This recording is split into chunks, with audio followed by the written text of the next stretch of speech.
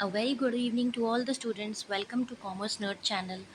चलिए आज हम स्टार्ट करते हैं हमारा वो टॉपिक जो कल रह गया था, वहीं से आगे कंटिन्यू करते हैं, दैट इज़ मैनेजरियल इकोनॉमिक्स।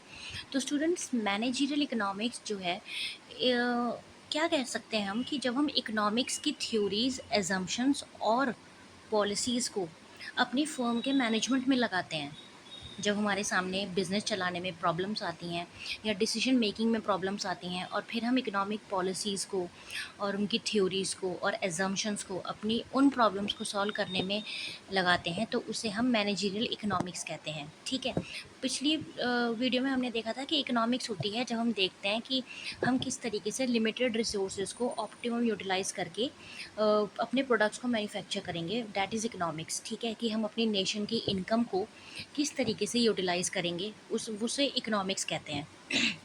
ठीक है, और मैनेजरियल इकोनॉमिक्स होता है जब हम इकोनॉमिक्स की पॉलिसीज़ को हम अपनी फर्म को मैनेज करने में लगाते हैं, दैट इज़ मैनेजरियल इकोनॉमिक्स।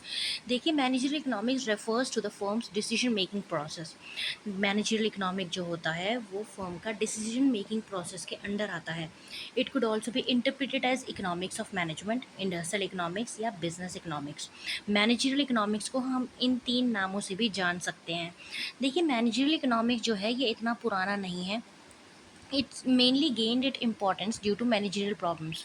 सबसे पहले इकोनॉमिक्स टर्म कॉइंड आउट किया गया, ठीक है, और उसके बाद फिर मैनेजरियल इकोनॉमिक्स आया जब अलग अलग मैनेजर्स और बिजनेस ऑपरेटर्स को प्रॉब्लम आने लगी अपनी कंपनी को और फर्म को मैनेज करने में। It gained importance on 1951। Basically 1951 में एक बुक आई थी मैनेजरियल इकोनॉमिक्स के नाम से, जिसे पब्लिश किया था जोल डीन ने। उस टाइम पे ये टर्म बहुत ज़्यादा उछला था, मैनेजरियल इकोनॉमिक्स, और वहाँ से इसको इम्पोर्टेंस मिलनी स्टार्ट हुई और बिजनेस ऑपरेटर्स को ये रियलाइज़ हुआ कि हम इकोनॉमिक्स की थ्योरीज और पॉस्टुलेट्स को हम अपनी फर्म को मैनेज करने में लगा सकते हैं। वहाँ से मैनेजरियल इकोनॉमिक्स बना। Manager always takes future oriented decision. देखिए, प्रॉब्लम्स क्या आती हैं बिज़नेस को। हमारा जो बिज़नेस है, हमने पहले भी पढ़ा है कि हमारे बिज़नेस का जो एनवायरनमेंट है वो बहुत ज़्यादा अनसर्टेन है। हमारा बिज़नेस एक ऐसे एनवायरनमेंट में ऑपरेट करता है जो अनसर्टेन है, हमें नहीं पता आगे क्या होगा। तो इसलिए बहुत ज़्यादा रिस्क अराइज़ हो जाता है, risk in taking different decisions. तो बिजनेसमैन के सामने ये बहुत बड़ा सवाल पैदा होता है कि वो अलग अलग फैसलों को किस तरीके से ले। तो मैनेजरियल इकोनॉमिक्स जो है बिजनेसमैन की इन प्रॉब्लम्स को सॉल्व करने में हेल्प करता है। ठीक है, manager always takes future oriented decision. एक मैनेजर हमेशा फ्यूचर को दिमाग में रख के अपने फैसले लेता है, बट जो फ्यूचर है वो अनसर्टेन है, और बिजनेस एंटरप्राइज जो है वो डायनामिक एनवायरनमेंट में वर्क कर रहा है। तो decision making is main big task which manager finds it difficult. तो डिसीजन मेकिंग जो है वो काफ़ी कॉम्प्लिकेट हो जाता है, क्योंकि हम एक अनसर्टेन एनवायरनमेंट में फंक्शन कर रहे हैं। आगे हम देखते हैं मीनिंग।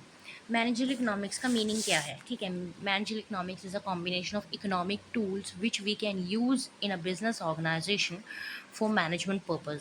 देखिए, मैनेजरियल इकोनॉमिक्स ज़्यादा कुछ नहीं है, वो बस इकोनॉमिक टूल्स को जब हम अपने बिजनेस ऑर्गेनाइजेशन में लगाते हैं डिफरेंट मैनेजमेंट पर्पज़ को फुलफ़िल करने के लिए, उसे हम मैनेजरियल इकोनॉमिक्स कहते हैं। Economic provides various tools. Economics में अलग अलग टूल्स आ जाती हैं, टेक्निक्स आ जाती हैं या मेथड्स आ जाते हैं जो हमारे मैनेजमेंट पर्पज़ को फुलफ़िल करने में हेल्प करते हैं, इसीलिए हम इसको मैनेजरियल इकोनॉमिक्स कहते हैं। तो managerial economics is equal to economic theory plus business practice. जब हम इकोनॉमिक थ्योरी और बिजनेस प्रैक्टिस को मिलाकर करते हैं तो हम मैनेजरियल इकोनॉमिक्स कहलाता है वो। ओके, इन सिंपल वर्ड्स, अगर आसान शब्दों में देखा जाए, we can say that managerial economics means application of economic theory to the problem of management. कि हम इकोनॉमिक थ्योरीज को मैनेजमेंट की प्रॉब्लम सॉल्व करने में लगा रहे हैं, तो हम उसे मैनेजरियल इकोनॉमिक्स कहते हैं। Am I clear students? देखिए, आगे जो है हम डेफिनेशन देखते हैं इसमें। डीसी हेग की डेफिनेशन है, managerial economics is a fundamental academic subject which seeks to understand analyse the problems of business decision making. कि डीसी हेग कहते हैं कि मैनेजरियल इकोनॉमिक्स एक फंडामेंटल एकेडमिक सब्जेक्ट है जो हमें मदद करता है बिजनेस के अलग अलग डिसीजन को सॉल्व करने में और डिसीजन मेकिंग को आसान बनाने में। ठीक है, अब क्या क्या फैसले लेने पड़ सकते हैं किसी भी बिजनेस एंटरप्राइज को, कि हमें प्रोडक्ट लॉन्च करना है या नहीं करना है। एग्जाम्पल ले लेते हैं, एक मैनेजर के सामने दो दुविधा है कि वो नया प्रोडक्ट लॉन्च करे या ना करे। ठीक है, उसके लिए उसे क्या करना पड़ेगा, उसके लिए उसे मार्केट कंडीशंस अंडरस्टैंड करनी पड़ेगी, कस्टमर के बिहेवियर को रीड करना पड़ेगा, कंपटीशन कितना है मार्केट में या डिमांड कितनी है उस प्रोडक्ट की, ये सब उसके सामने ही कन्फ्यूजन आएगा, जो उसे मदद करेगी क्या, हमारी economics postulates, theories and assumptions, economic tools इसमें उसकी मदद करेंगे। तो ये जो हो गया, ये क्या हुआ, ये मैनेजरल इकोनॉमिक्स हुआ, क्योंकि वो अपनी प्रॉब्लम्स को सॉल्व करने में इकोनॉमिक्स की मदद ले रहा है। ओके स्टूडेंट्स, आगे हम पढ़ेंगे नेचर ऑफ मैनेजरियल इकोनॉमिक्स। सबसे पहले देखते हैं हम क्लोज टू माइक्रो इकोनॉमिक्स। देखिए, माइक्रो इकोनॉमिक्स हमने पिछली वीडियो में देखा था कि जब हम छोटे लेवल पे कुछ पढ़ते हैं तो हम उसे माइक्रो इकोनॉमिक्स कहते हैं। तो इसीलिए मैनेजरियल इकोनॉमिक जो है वो माइक्रो इकोनॉमिक्स जैसा ही है, क्योंकि इसमें हमें किसी पर्टिकुलर फर्म या किसी एक बिजनेस की प्रॉब्लम्स को सॉल्व करने में लगे होते हैं, तो इसीलिए हम इसको माइक्रो इकोनॉमिक्स कहते हैं। दूसरा, operates against the backdrop of macro economics. देखिए, अब अगर ये माइक्रो इकोनॉमिक्स पे बेस्ड है तो इसका मतलब ये नहीं है कि मैनेजरल इकोनॉमिक्स में हम बिल्कुल आंखें बंद कर लेंगे मैक्रो इकोनॉमिक्स से। नो, बिजनेसमैन को ये भी अंदाज़ा होना चाहिए कि मैक्रो इकोनॉमिक्स में क्या क्या चल रहा है। क्यों? क्योंकि मैक्रो इकोनॉमिक्स में आ जाती है हमारी गवर्नमेंट की इंडस्ट्रियल पॉलिसीज़, इन्फ्लेशंस या एम्प्लॉयमेंट, ये सारे फैक्टर जो हैं ये भी हमारे फर्म को इम्पैक्ट करते हैं कि गवर्नमेंट की पॉलिसीज़ क्या चल रही हैं। अगर हम उसी के बारे में खबर नहीं रखेंगे तो हम बिज़नेस कैसे कर लेंगे। तो इसीलिए मैक्रो इकोनॉमिक्स की भी खबर रखता है managerial economics. Normative statements, normative statement कहता है व्हाट ऑट टू बी और शुड बी, कि फ्यूचर ओरिएंटेड है काफ़ी हद तक मैनेजरियल इकोनॉमिक्स, कि फ्यूचर में हमें किस तरीके से डिसीजन लेने हैं कि वो गुड और बैड के बेसिस पे जज हो सकें। ठीक है, उसके बाद आता है prescriptive actions. Prescriptive actions means goal oriented actions, कि हमें अपने गोल्स के अकॉर्डिंग एक प्रेस्क्राइब मैनर में डिसीजंस लेने हैं।